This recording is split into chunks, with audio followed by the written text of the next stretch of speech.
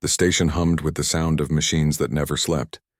Dae-sung walked through the empty corridors, his footsteps echoing against metal walls. He had walked these same paths for 30 years. Every crack in the floor, every flickering light, every strange noise from the ventilation system was familiar to him now. This place was his prison and his home. Through the main viewport he could see Earth, or what was left of it. The planet hung in space like a dead eye, gray and lifeless. No clouds moved across its surface. No lights shone from where cities once stood.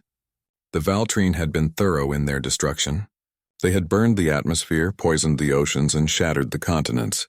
Nothing lived there anymore. Dae-sung remembered the day it happened. He had been stationed here on this research outpost, working on experimental shield technology. His wife Ji-woo and his daughter Hana were supposed to join him the following month. They never made it. The bombardment came without warning. By the time he understood what was happening, it was already over. Humanity had been erased in a matter of hours. He stopped at the hydroponic bay and checked the plants. Tomatoes were growing well. The lettuce needed trimming. These plants kept him alive, gave him fresh food, and recycled his air. He tended them carefully, speaking to them sometimes just to hear a voice, even if it was his own. After finishing his garden work, Dae-sung moved to the command center. Banks of computers blinked with status reports. Life support was stable. Power generation was at 73%. Defense grid was armed but had nothing to defend against. He logged the readings in his daily report, even though nobody would ever read it. On the main console sat a photograph. Ji-woo smiled at the camera, holding little Hana in her arms. The picture was faded now, worn from him touching it too many times. He picked it up and traced his wife's face with his thumb. "Another quiet day," he said to the photo. "The tomatoes are doing well. You would be proud of the garden. Hana would have loved playing in there." He set the photo down and played the recording. It was the last message Ji-woo had sent him, just hours before the attack. She talked about Hana's school day, about a funny thing their daughter had said at breakfast, about how much she missed him. Dae-sung had listened to this message thousands of times. He had memorized every word, every laugh, every pause, but he still played it every day. The station's computer spoke in a flat, mechanical voice. "Dae-sung, you have completed your daily tasks. Would you like to engage in recreational activities?" "No," he said. "Run system diagnostics. Check for any anomalies." Acknowledged. Beginning diagnostics, Dae-sung prepared his dinner. Rice from his garden, some dried protein from the emergency stores, vegetables that he had grown himself. The food was plain but filling. He ate alone in the mess hall that once held 30 researchers. Their empty chairs sat in neat rows, waiting for people who would never return. After dinner, he went to the observation deck. This was his routine. Work, eat, watch the stars. The universe was still beautiful, even if humanity no longer existed to see it. He sat in his usual spot and looked out at the endless darkness dotted with points of light. 30 years alone. He had thought about ending it many times, especially in the early years, but something kept him going. Maybe it was stubbornness. Maybe it was duty. Maybe it was the hope, however small, that he might not be completely alone, that somewhere, somehow, another human had survived, but 30 years was a long time to hope. The computer's voice interrupted his thoughts. "Alert! Proximity sensors have detected an object approaching the station." Dae-sung sat up straight. "What kind of object?" "Scanning. Object appears to be a small shuttlecraft. Non-military design. Significant damage detected. The vessel is broadcasting a distress signal." His heart began to race. In 30 years, nothing had approached this station. The Valtrine had declared the sector dead space, not worth patrolling. Any ship passing through was either lost or desperate. "What language is the distress signal in?" he asked. "Multiple languages detected. Galactic Common, Valtrine Military Code, and attempting translation. Request for sanctuary. The signal contains a plea for help." Dae-sung stood and moved quickly to the command center. His fingers flew over the controls, bringing up the external cameras. There, growing larger on the screen, was a small shuttle. It tumbled slightly, its trajectory unstable. Scorch marks covered its hull, and one of its engines was completely destroyed. "Establish a communication channel," he ordered. "Channel open. Unknown vessel. This is Station Keeper Dae-sung. Your approach has been noted. State your identity and intentions." Silence answered him. Then through heavy static, a voice came through. It was tired, desperate, and afraid. Please, we need help. We are unarmed. We mean no harm. Please, I have a child. We need sanctuary. The voice was female, and something in it reminded him of Jiwoo in those last moments when she must have known the end was coming. Daesung's hand hovered over the weapon controls. Every practical instinct told him to destroy the shuttle. Visitors meant danger. They could be Valtrine scouts. They could be pirates. They could bring disease or draw attention to his hidden refuge. For 30 years he had survived by being cautious, by trusting no one. But that voice, that desperate plea, he thought of Hana, scared and alone, needing someone to help her. Damn it, he whispered. He activated the docking protocol. Unknown vessel, you are cleared to dock at Bay 3. Any hostile action will result in immediate termination. Do you understand? Yes, thank you. Thank you so much. Daesung pulled out a weapon from the armory, an old plasma rifle that he maintained but had never fired in 3 decades. He checked its charge and headed toward the docking bay. His hands were shaking slightly. From fear or excitement, he could not tell. The shuttle limped into the bay, its damaged engine sputtering. The docking clamps engaged with a solid thunk. Pressurization began, and the bay filled with breathable atmosphere. Daesung stood behind a support column, weapon ready, watching the shuttle's door. It opened with a hiss of escaping air. A figure stumbled out, nearly falling. It was clearly not human. The being was tall and thin, with pale blue skin and large dark eyes. She wore tattered clothing and carried something wrapped in cloth. Behind her, a smaller figure emerged, a child by its size clinging to her leg. The female alien looked around the bay with wide, frightened eyes. When she saw Daesung, she fell to her knees. Please, she said in broken galactic common. Please help us. They killed my husband. They hunt us, please. The child, no bigger than a human 6-year-old, peered out from behind his mother with curious eyes. Daesung kept his weapon raised but felt his resolve weakening. After 30 years of complete isolation, after 3 decades of talking only to ghosts and machines, there were living beings in front of him. Scared, hurt, desperate beings who needed help, just like humanity had needed help once upon a time. He lowered the weapon slightly. Who are you running from? He asked.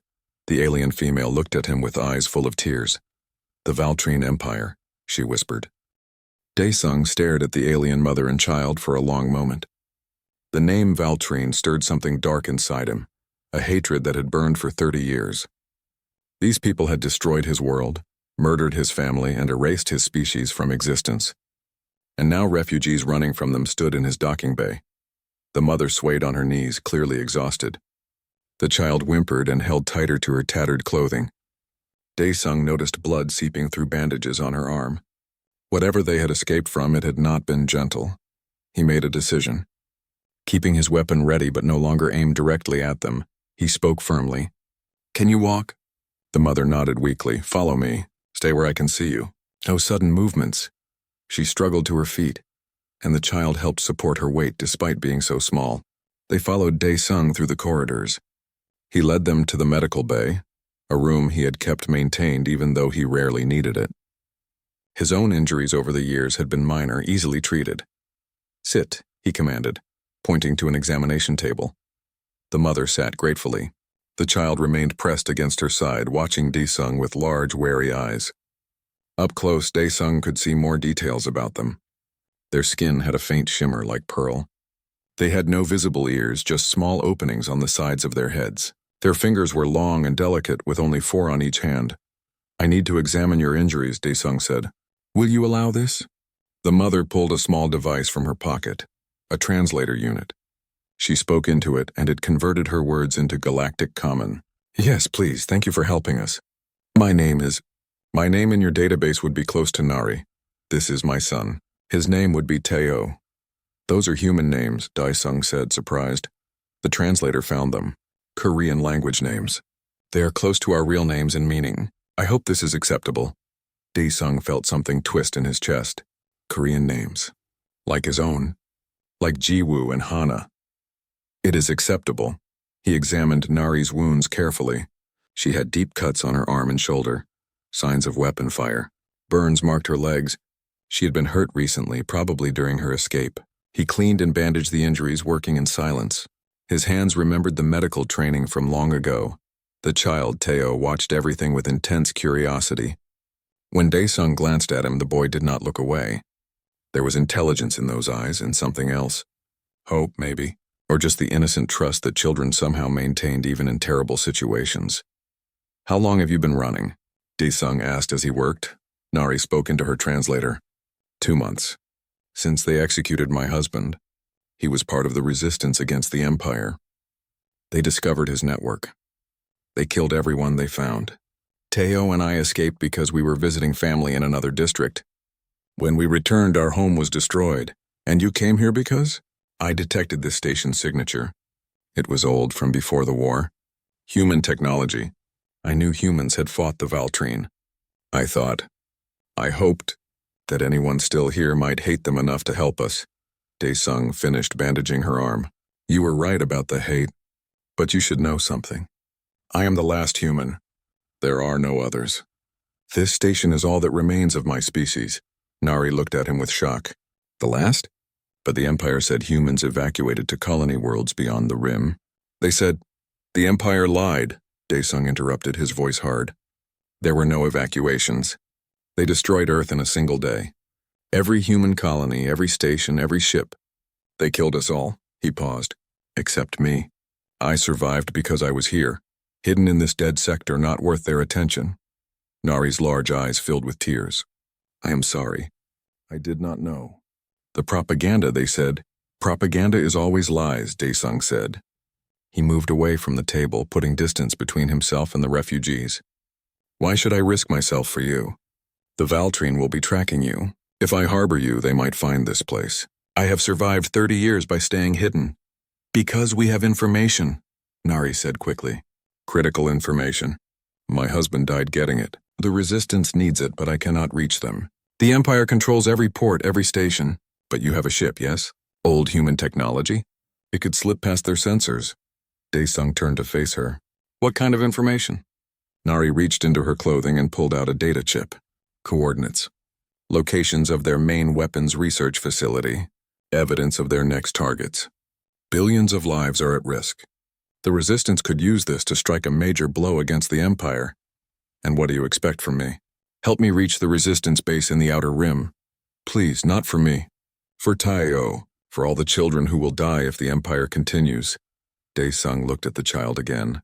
Teo had moved away from his mother and was exploring the medical bay with cautious curiosity. He touched instruments gently, examined screens with wonder. When he found a drawer full of human medical texts with pictures, his face lit up with fascination. Your son is curious, Daesung observed. Too curious sometimes, Nari said with a tired smile. But yes, he loves learning. Before the war came to us, he was learning to be an engineer like me. Like his father was. How old is he? 6 cycles. In human years, that would be approximately 6 years old. The same age Hana had been when she died. Daesung felt the old pain stir in his chest. He turned away so Nari would not see his face. You can stay here temporarily, until you recover your strength. Then we will discuss what happens next. Thank you, Nari whispered.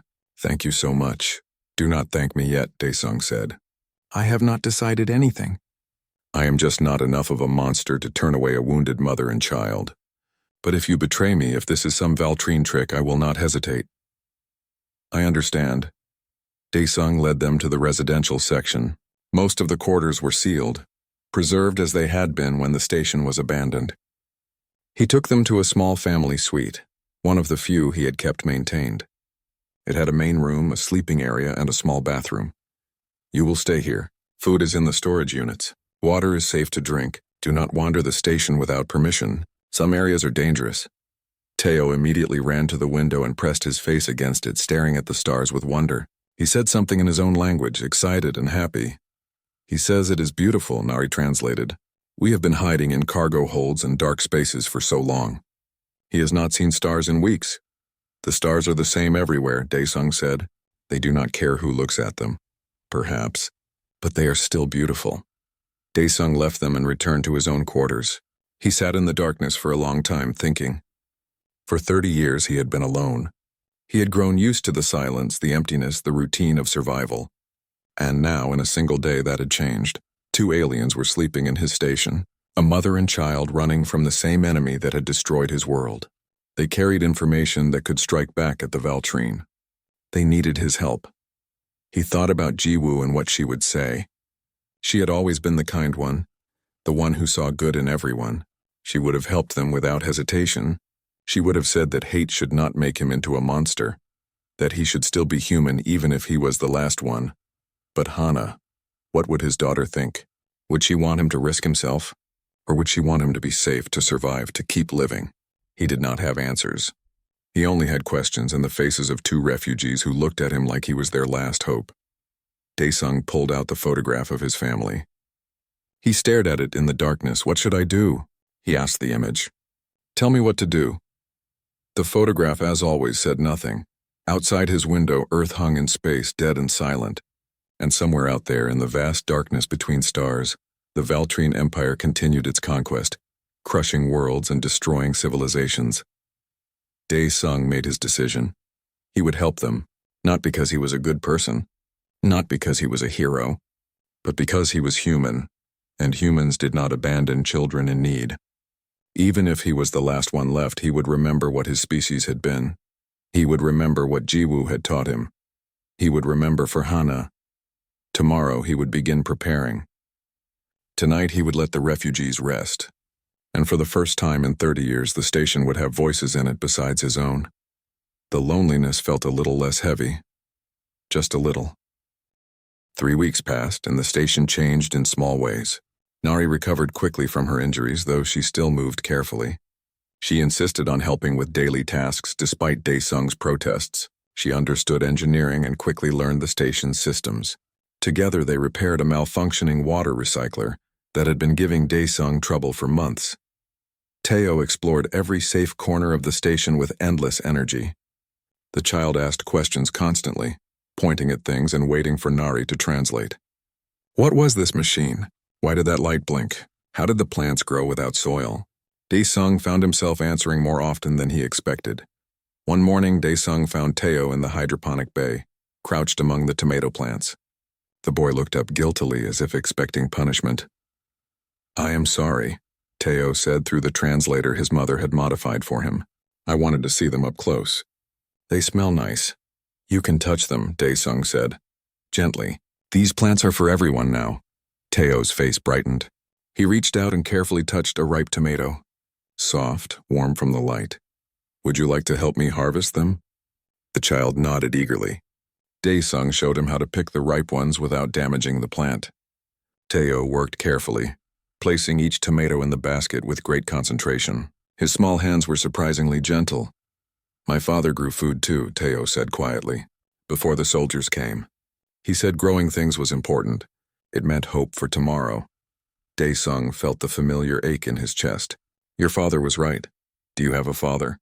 "I did once. He died long ago, before the war. I miss my father," Teo whispered. "Mother cries at night sometimes.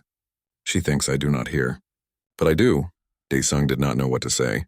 He had no comforting words for a child who had lost his father. He had no wisdom about grief that did not sound hollow. So instead, he just continued harvesting tomatoes in silence, and Teo worked beside him. Later that day, Nari approached Daesung in the command center. She had been studying the data chip, cross-referencing it with the station's old military databases. "The information is accurate," she said. "The weapons facility is real. My husband's notes indicate it is where they developed their planet-killing weapons, the same weapons they used on Earth." Daesung's hands clenched into fists. "Show me." Nari displayed the data on the main screen. Coordinates, facility layouts, security protocols, shipping schedules. It was detailed and comprehensive. Whoever had gathered this information had died to get it. "There is more," Nari continued. "Evidence of their next target. A cluster of neutral worlds called the Harmony Systems. 12 planets, billions of people. The Empire plans to attack in 3 months. Why those worlds? Resources. The Harmony Systems have rare minerals needed for faster-than-light drives. The Empire wants them. Anyone living there is just in the way." Daesung studied the data silently.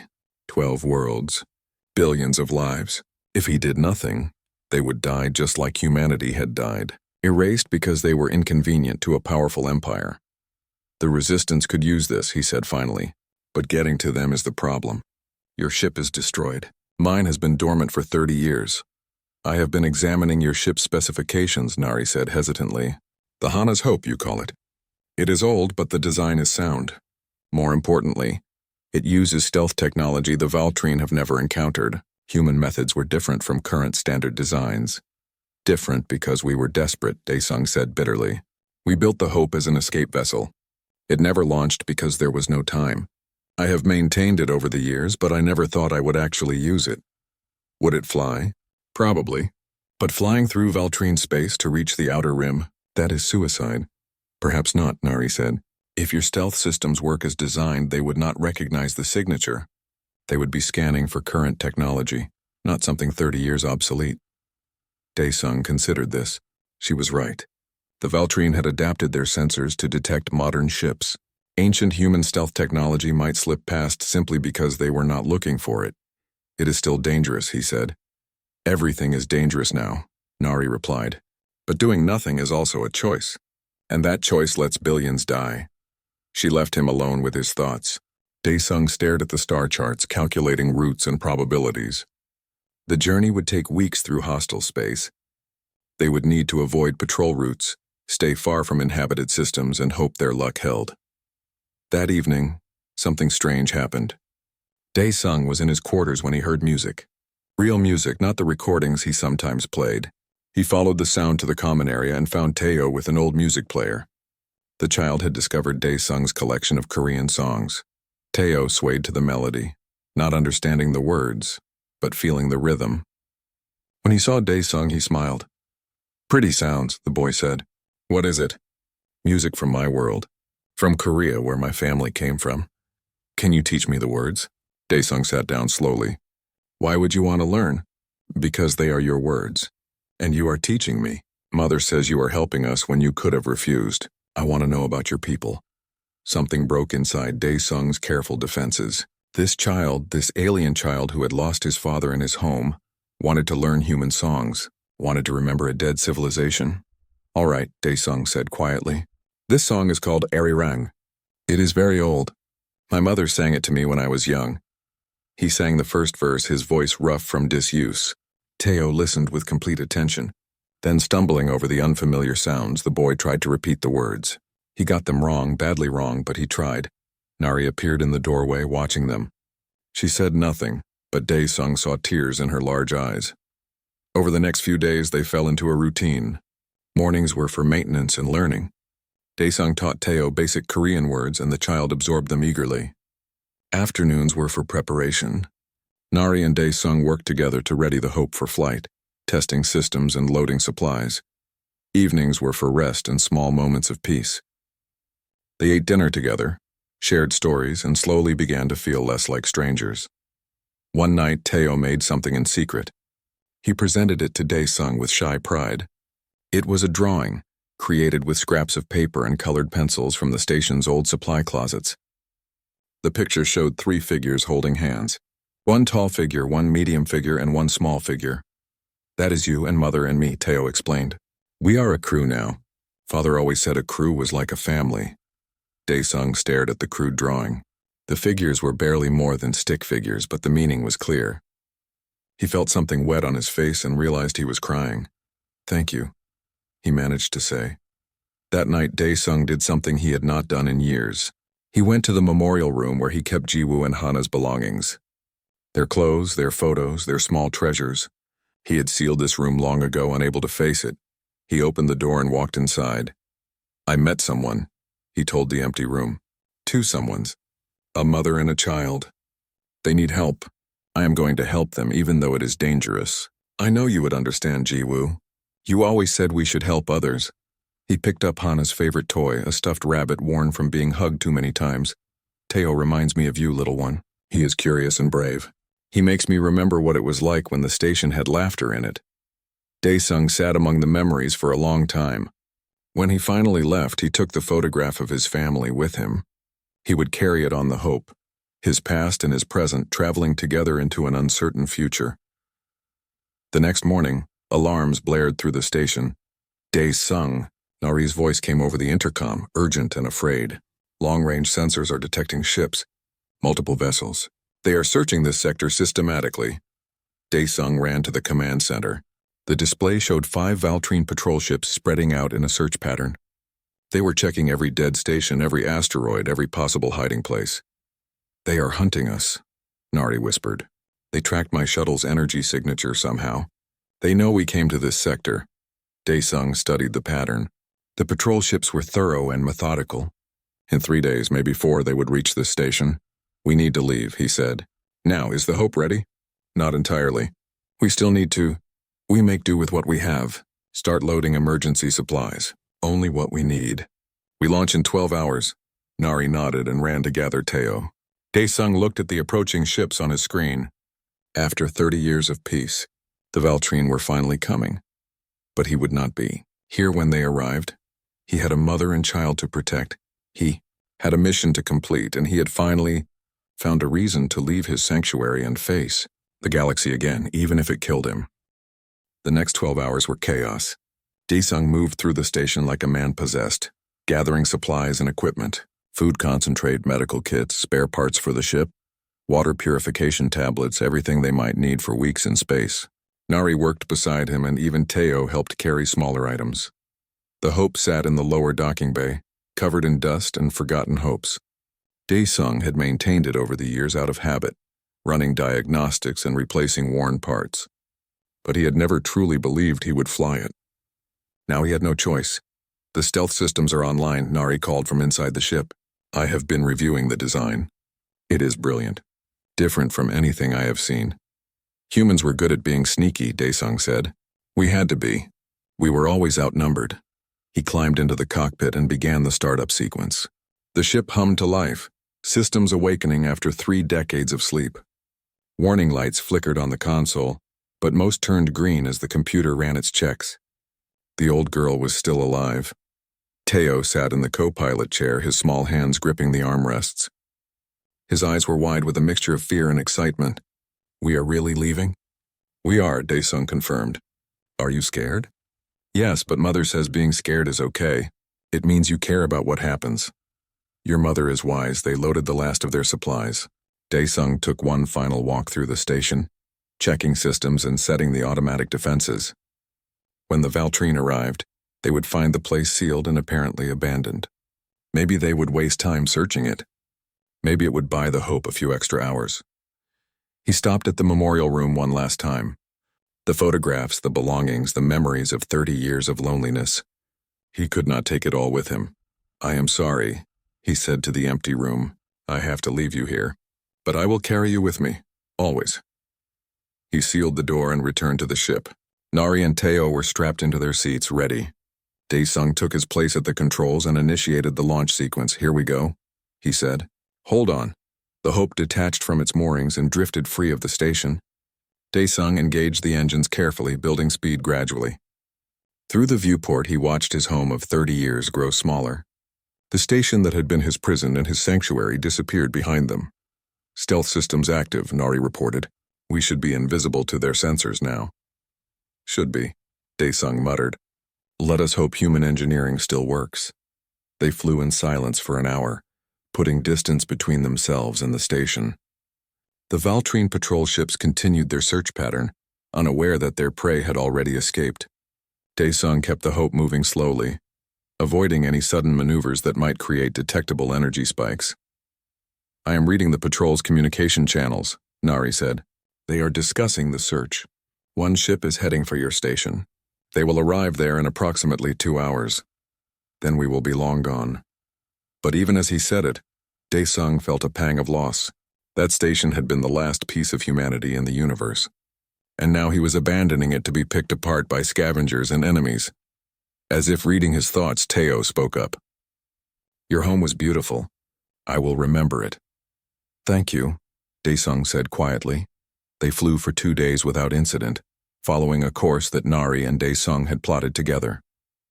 The route took them far from established shipping lanes, through empty regions where few ships traveled. It was slower but safer. Teo adapted to ship life quickly. The boy explored every corner of the small vessel, learning what each system did. He helped Nari with maintenance tasks and asked Dae-sung endless questions about flying. The child's presence made the cramped quarters feel less confining. On the third day, they encountered their first problem. A Valtrine supply convoy appeared on their sensors, traveling through a region that was supposed to be empty. Dae-sung immediately powered down all non-essential systems and let the Hope drift. "Stay quiet," he whispered. "Do not even breathe loudly." They watched through the viewport as 3 massive cargo ships passed less than a kilometer away, escorted by 2 destroyers. The ships were so close that Dae-sung could see individual hull markings. His hands gripped the controls, ready to run if they were detected, but the convoy passed without slowing. The stealth systems worked. The Valtrine could not see them. Teo let out a breath he had been holding. "That was scary." "Yes, it was," Dae-sung agreed. "But we are safe." Nari checked the convoy's heading. "They are going toward the Harmony systems. Already positioning supplies for the invasion. How much time do we have?" Dae-sung asked. "Based on their schedule?" "Less than we thought. Maybe 2 months before the attack begins." Dae-sung pushed the engines harder after the convoy passed. They needed to reach the resistance quickly.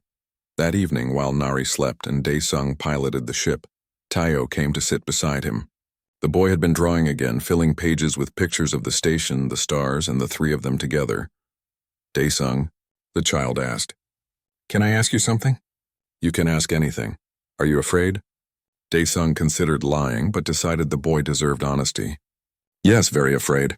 I have been alone and safe for 30 years. Now I am flying through enemy space with people depending on me. It terrifies me. But you are doing it anyway. Sometimes we have to do things even when they scare us, especially when others need our help." Teo nodded seriously. "Father used to say that courage is not the absence of fear. Courage is being afraid and doing what is right anyway. Your father was a smart man." "I miss him," Teo said softly, "but I am glad we found you. You are different from him, but you are kind too. In your own way." Dae-sung felt his eyes sting. He had not expected to care about these refugees. He had not expected to feel responsible for them. But somehow, in just a few weeks, they had become important to him. On the 5th day, disaster struck. Alarms shrieked through the ship. "Multiple contacts," Nari shouted from the sensor station. "Valtrine warships dropping out of faster-than-light travel directly ahead of us." Dae-sung saw them on the screen. A dozen destroyers and cruisers forming a blockade across their path. It was impossible. Their route was supposed to be clear.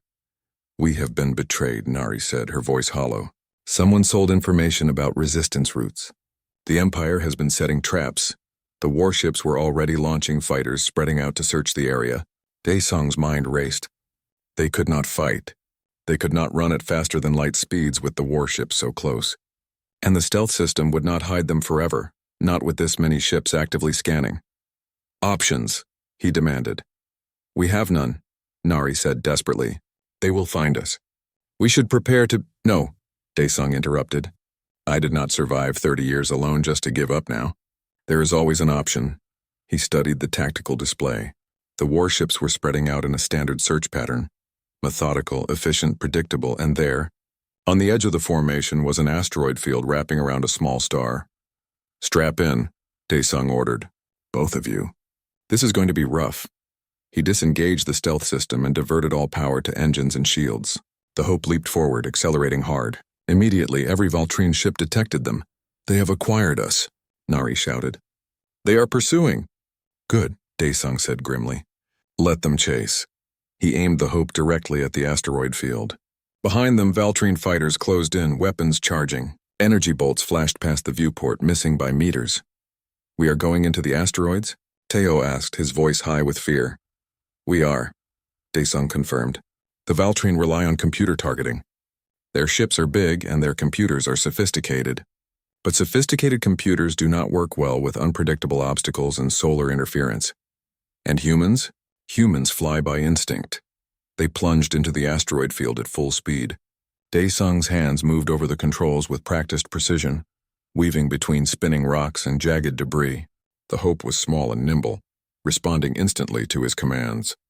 Behind them, the first Valtrine fighter smashed into an asteroid, its computer unable to calculate a safe path fast enough. Solar flares erupted from the nearby star, washing the field with electromagnetic interference. The Valtrine sensors went haywire, their sophisticated systems blind. But Daesung flew by sight, by feel, by pure human instinct. More fighters crashed. A cruiser, trying to follow them deeper into the field, collided with a massive asteroid and exploded in a ball of fire. The Valtrine formation broke apart in confusion. For an hour, Daesung flew through the deadly maze. Every near miss, every impossible dodge, every split-second decision kept them alive. Nari and Teo held on in silence, trusting him completely. Finally, they emerged on the far side of the field. The Valtrine ships were far behind, unable to follow through the chaos. Daesung immediately engaged the stealth system again and changed course, disappearing into the void. "We made it," Nari whispered in disbelief. "We actually made it." Daesung's hands were shaking on the controls. His heart pounded in his chest, but they were alive. "Damage report," he managed to say. Nari checked the systems. "Multiple hull breaches. Shields are gone. Life support is failing. We have maybe 6 hours of air left. The faster-than-light drive is completely dead." Daesung slumped in his seat.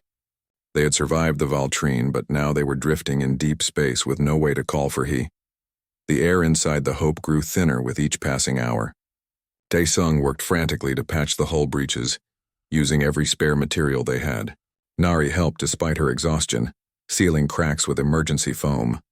Teo sat quietly in his seat, trying not to breathe too deeply to conserve oxygen. 4 hours of air left, Nari said quietly. "Maybe 5 if we stay very still." Daesung refused to accept defeat. He tore through the ship's systems looking for anything that might help. There had to be something. Some old human trick, some forgotten backup. Then he remembered. "The quantum beacon," he said suddenly. "The old Earth distress system. What is that?" Nari asked.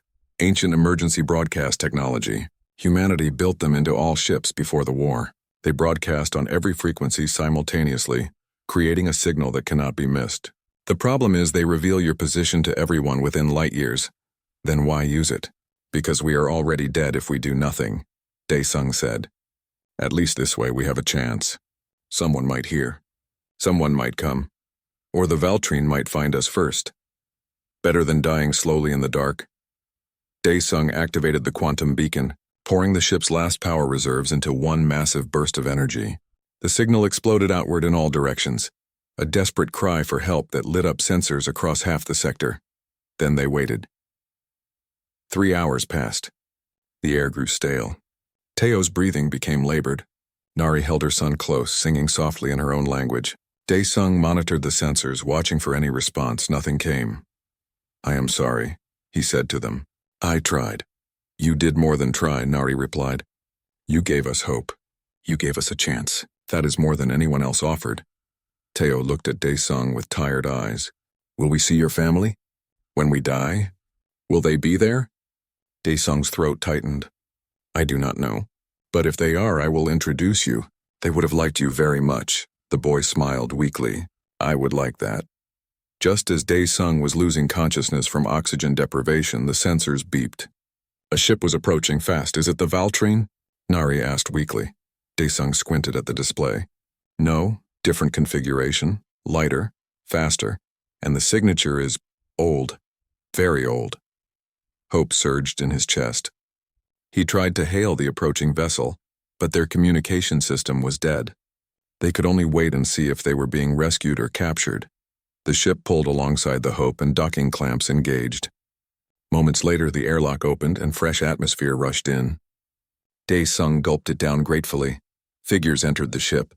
They wore environmental suits, but their body shapes were clearly not human. The lead figure removed her helmet, revealing a face with scaled skin and golden eyes. "Is anyone aboard alive?" she called out in Galactic Common. "Here," Daesung managed to say. "3 of us alive!" The scaled woman rushed to them. "I am Captain So-Jin of the Free Resistance vessel Swift Dawn. We received your quantum beacon." "That is old Earth technology. Are you—" She stopped, staring at Daesung. "You are human." "Yes," Daesung said. "The last one." So-Jin's eyes widened. "We thought your species was extinct. But you are here. And you called for help using a beacon only humans knew how to activate." She shook her head in wonder. "My people owed humanity a debt. Your species allied with us when the Valtrine first invaded our worlds. We swore we would repay that kindness. I never thought I would have the chance. She ordered her crew to help them onto the swift Dawn. Medics immediately attended to Nari and Teo, providing oxygen and checking their vitals. Daesung refused treatment until he knew they were stable. They will be fine, Sojin assured him. Thanks to you. That was remarkable flying through that asteroid field. We tracked your path on our sensors. No Valtrine pilot could have done what you did. Desperation makes you creative, Daesung said. They were taken to the Swift Dawn's medical bay. The Resistance ship was larger than the Hope, with actual crew quarters and facilities. After weeks in cramped conditions, the space felt luxurious. Teo fell asleep almost immediately in a proper bed. Nari sat beside her son, holding his hand. Sojin brought Daesung to the command center and gave him food and water. Real food, not the concentrates he had been eating. He devoured it gratefully. Tell me everything, Sojin said. How you survived.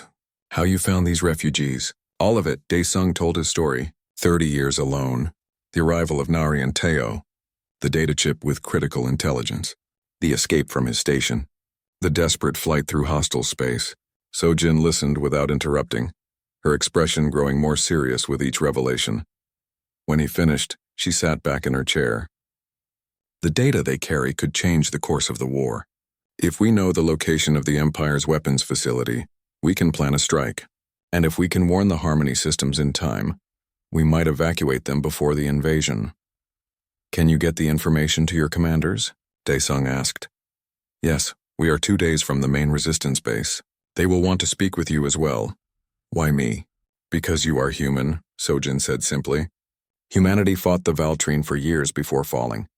Your species developed tactics and technologies that the Empire never fully understood. If you join us, your knowledge could be invaluable. Daesung thought about this. Join the resistance.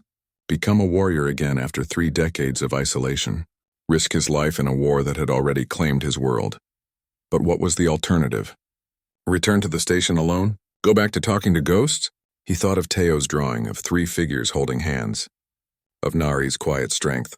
Of all the children across the galaxy who would die if the Empire continued unchecked. I will join, he said. But I have conditions. Name them.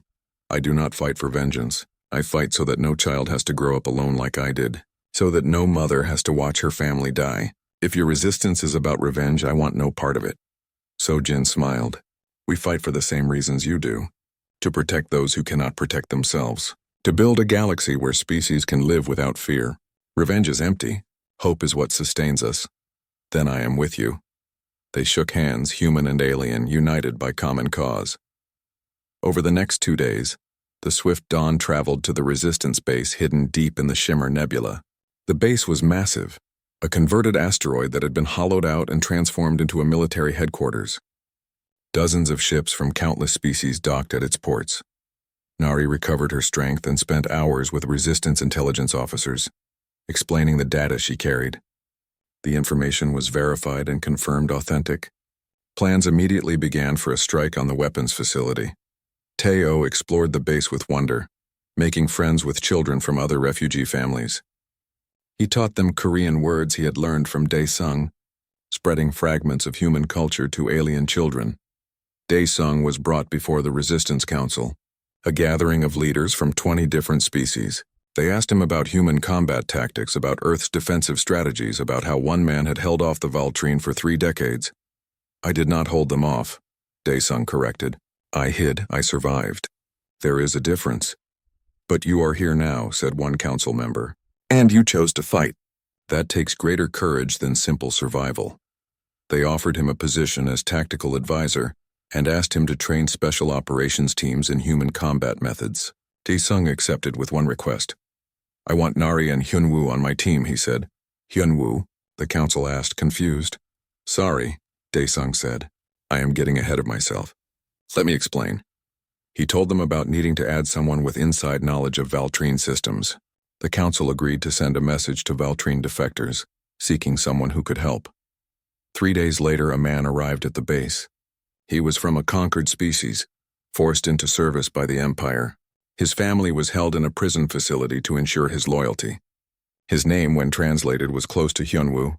I heard you seek someone who knows Valtrine protocols, Hyunwoo said. I can help. But I need something in return. Name it, Daesung said. Help me free my family. They are in the same complex where thousands of others are held. I have been looking for a way to rescue them for years. Your resistance has resources I lack. Dae-sung looked at Nari, then at the council members. We strike the weapons facility and the prison simultaneously. 2 teams, maximum impact. The council debated but ultimately agreed. The missions would complement each other, and freeing prisoners would boost morale across the resistance. Training began immediately. Dae-sung drilled his team relentlessly in human tactics, adaptation, improvisation, using the environment as a weapon. Nari proved to be an excellent engineer and strategist. Hyunwoo provided detailed intelligence about Valtrine security procedures, and Teo, though too young to fight, became their mascot and inspiration. The resistance fighters would see the child playing and remember why they fought. One evening, Dae-sung found the boy drawing again. This time the picture showed many figures, not just 3. All different shapes and sizes, holding hands in a long line. What is this? Dae-sung asked. Our family, Teo said. It keeps getting bigger. Dae-sung smiled. The child was right. They had started as one lonely human, then grown to include 2 refugees, then a defector, and 6 weeks of intensive training transformed them from refugees into a team. Dae-sung pushed everyone hard, including himself. Every morning began before dawn with tactical exercises. Every evening ended with mission planning. There was no time to waste. The Hope had been repaired and upgraded with resistance technology. The old human stealth systems were integrated with modern shields and weapons. Nari had supervised the work, personally refusing to let anyone else touch the ship. It was their home, she insisted. It deserved the best care. Hyunwoo proved invaluable. He knew Valtrine patrol patterns, shift changes, security codes. He had spent 5 years serving the Empire against his will, and he remembered everything. His knowledge helped them plan infiltration routes that avoided detection. Captain So-jin provided additional support, assigning her best pilots to escort the Hope through the most dangerous parts of the journey. The mission had 2 objectives: destroy the weapons facility and free the prisoners. Both were equally important. The night before departure, Dae-sung could not sleep. He stood in the Hope's cargo bay, checking equipment for the 10th time. Everything was ready, but he kept checking anyway. Nari found him there. You are nervous. I have not been in real combat in 30 years, Dae-sung admitted. I am afraid I will fail, that I will get you killed. We are all afraid, Nari said. But fear means we understand the stakes, and you have already proven yourself capable. You flew through an asteroid field while being chased by warships. You kept us alive when we should have died. That was desperation. This is different. This is deliberate. Nari put her hand on his shoulder. You are not alone this time. We will watch your back, and you will watch ours. That is what family does. Dae-sung looked at her. Over the past weeks, he had grown close to this alien mother who had stumbled into his life. She was strong, intelligent, and compassionate, and she understood loss the way only someone who had experienced it could. Thank you, he said quietly, for giving me a reason to leave the station, for showing me that survival is not the same as living. Thank you for giving us sanctuary, Nari replied, for being the one person who did not turn us away. They stood, together in comfortable silence, both thinking about the mission ahead. The next morning, the team gathered in the Hope. Dae-sung took his place at the pilot controls. Nari sat at the engineering station. Hyunwoo manned the weapons console. Taeo remained at the resistance base under the care of other refugees. The boy had cried when they said goodbye, clinging to Dae-sung. Come back, Taeo had whispered. Please come back. I will, Dae-sung promised. I have to. You still need to learn the rest of that song. Now, as they prepared to launch, Dae-sung looked at Taeo's drawing mounted on the console, the crude figures holding hands, a reminder of what they were fighting for. All systems ready, Nari reported. Weapons charged, Hyunwoo confirmed. Then let us go, Dae-sung said. Time to show the Empire what humans can do. The Hope launched from the resistance base, accompanied by 3 escort fighters piloted by So-jin's best people. They traveled through the nebula using hidden routes that only the Resistance knew, emerging in deep space far from Valtrine patrols. The journey would take 10 days. 10 days of flying through hostile territory, avoiding detection, staying alert for ambushes. The entire team stayed on rotating watch schedules, never letting their guard down. On the third day, they passed a destroyed convoy. Valtrine ships hung broken in space, their hulls torn open. Bodies drifted among the debris. Resistance attack? Daesung asked. No, Hyunwoo said, studying the damage. This was something else? The wounds are wrong. Resistance weapons leave different marks. Then what did this? I do not know. But the Empire has many enemies. Not all of them are part of your resistance. They did not investigate further.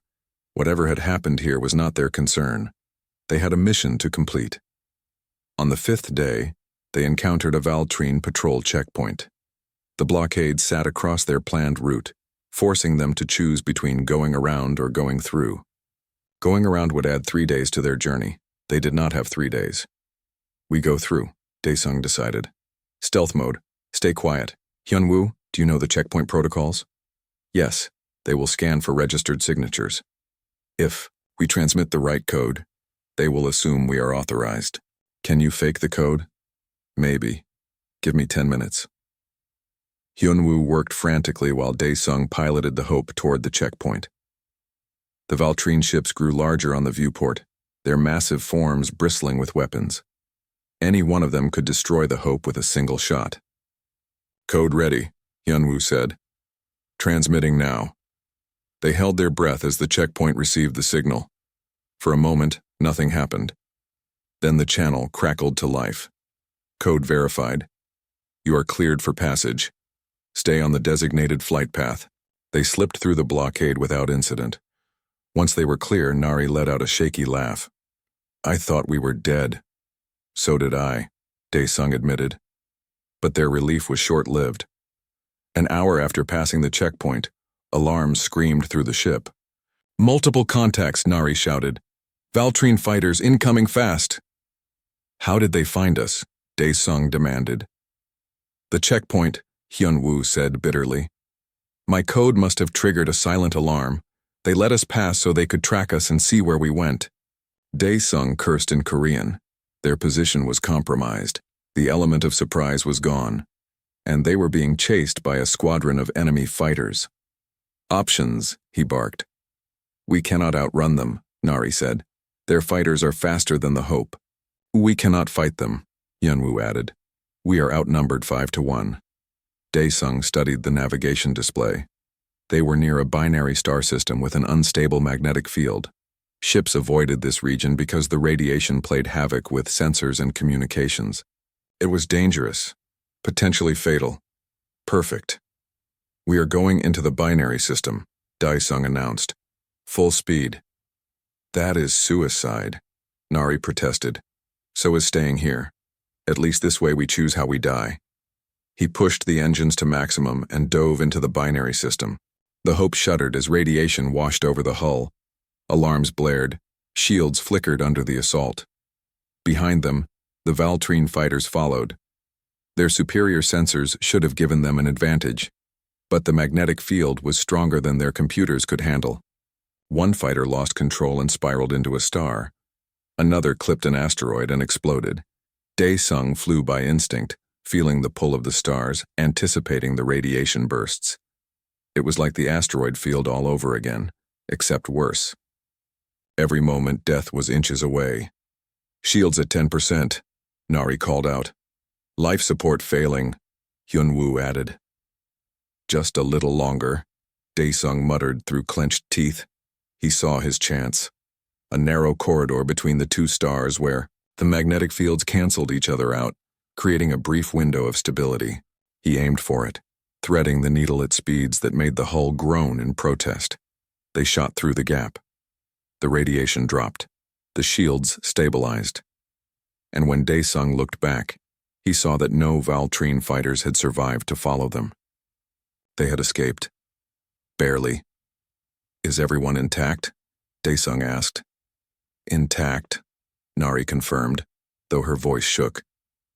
I think I aged several years just now. Worth it to stay alive, Yunwoo said. But the celebration was short-lived. Nari's console lit up with warnings. The reactor is damaged. We are losing power. And the faster-than-light drive is offline again. Can you repair it? Not without parts we do not have. We can maintain sublight speed, but we cannot jump. The weapons facility is still 4 days away at our current speed. Daesung calculated quickly. 4 days would be too late. The mission timeline was based on arriving in 2 days. Any delay would mean reinforcements would arrive at the facility, making their attack impossible. We have to call for help, he said. Contact the escort fighters, tell them to pick us up. But when they tried to communicate, they found their long-range transmitter was also damaged. They could send signals, but only across short distances. The escort ships were too far away to receive the message. They were stranded again, drifting in space with a dying ship unable to call for help or complete their mission. I am sorry, Daesung said to his team. I failed you. No, Nari said firmly. You saved us. Again. We are alive.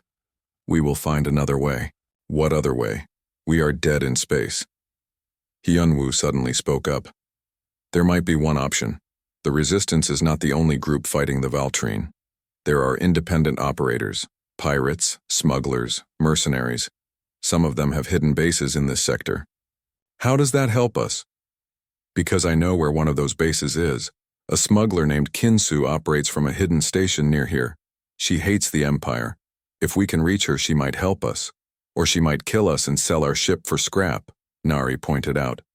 True, Hyunwoo admitted. But it is better than dying slowly out here. Daesung considered the options. Trust a pirate and risk betrayal, or drift until their life support ran out.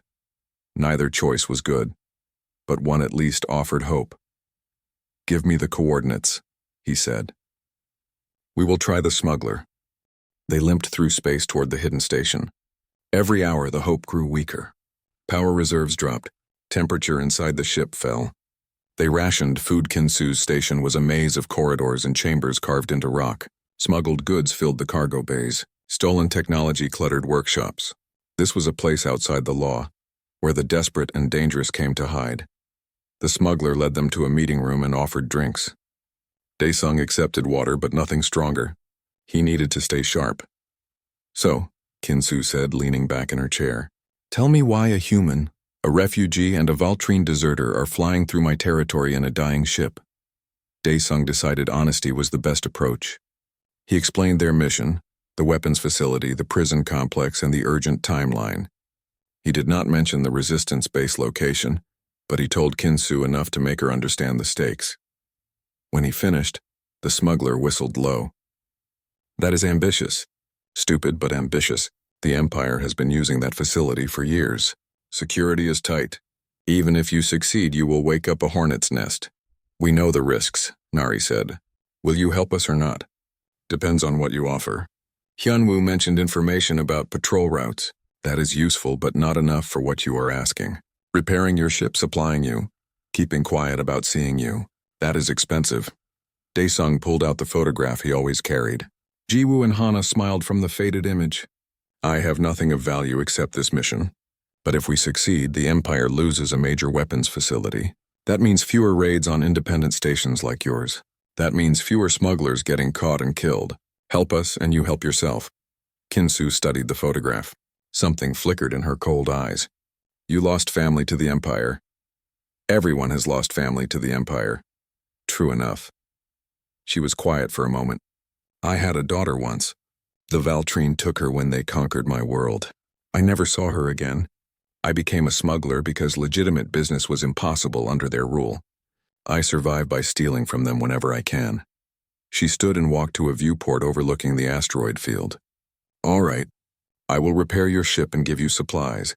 Not because of your payment, but because anything that hurts the Empire makes me happy. But I want something in return. Name it, Daesung said. When you raid that prison complex, if you find a girl named Lena from my world, bring her back. She would be 20 years old now if she is still alive. Brown fur, green eyes, a scar on her left hand. That is my price. We will look for her, Daesung promised. I cannot guarantee we will find her, but we will try. That is all I ask. Kinsu's crew worked efficiently.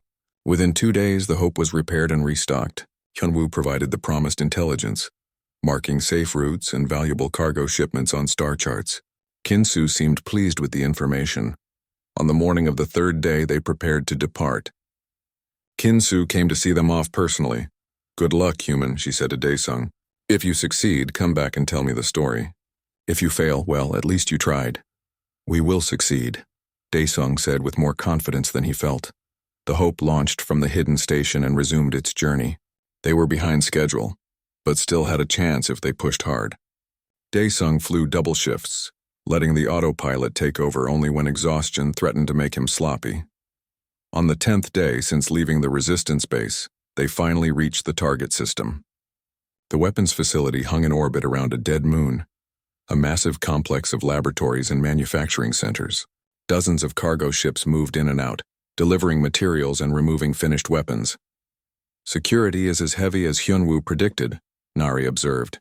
6 patrol ships, a destroyer for backup, and automated defense platforms. "The prison complex is on the far side of the moon," Hyunwoo added. "Less guarded but still dangerous. We will need to split up," Daesung nodded. This was the moment. Everything they had worked toward led to this. "Nari, you come with me to the weapons facility. Hyunwoo, you take the shuttle and hit the prison. So Jin's fighters are waiting at the rendezvous point. Signal them when you are ready to extract." "What if something goes wrong?" Nari asked. "Then we adapt. That is what humans do best." They moved into position, using the moon's magnetic field to mask their approach. The Hope released the shuttle and Hyunwoo flew toward the prison while Daesung aimed for the weapons facility. "Stealth engaged," Nari reported. "We are invisible to their sensors." Daesung piloted the Hope through the patrol routes using Hyunwoo's intelligence to avoid detection. They reached the facility's docking area and latched onto an automated cargo ship that was preparing to enter. "Magnetic clamps engaged," Nari whispered. "We are attached. They should register us as part of the cargo ship's signature." The cargo ship moved through the facility's shields, carrying the Hope with it. Once inside, Daesung detached carefully and drifted to an empty docking port. They landed without triggering any alarms. "So far, so good," Daesung said. "Let us move." They put on stolen Valtrine uniforms that Hyunwoo had provided, clothes taken from captured soldiers. The fit was poor, but in the chaos of a busy facility, nobody would look too closely. Daesung carried his plasma rifle hidden under a long coat. Nari had explosives in a maintenance bag. They entered the facility through a service entrance. Inside, the corridors bustled with workers and soldiers. Everyone was focused on their tasks, rushing to meet quotas and deadlines. Daesung and Nari walked with purpose, pretending they belonged.